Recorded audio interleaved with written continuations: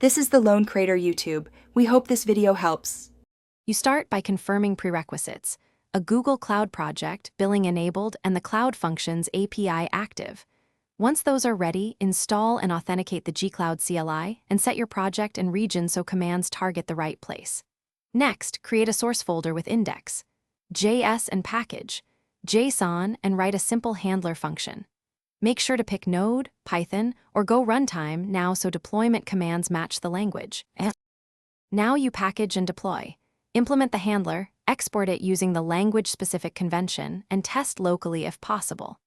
Once done, run gCloud functions deploy with the runtime, entry point, trigger, HTTP or event, memory, and timeout settings. Include region and project to ensure accuracy. Deployments upload source, install dependencies, and provision instances. After deployment completes, gCloud returns a URL or event target. Use that to exercise the function and confirm logs in Cloud Logging for initial verification. To finish, invoke the function via the provided HTTPS URL or trigger an event from the console. Observe responses and latency.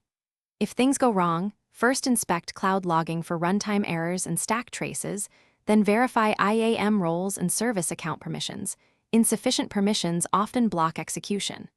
Once you fix code or config, redeploy using a version name or suffix to enable quick rollback.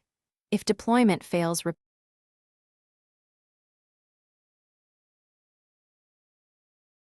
Thanks for watching. Consider subscribing if we helped you.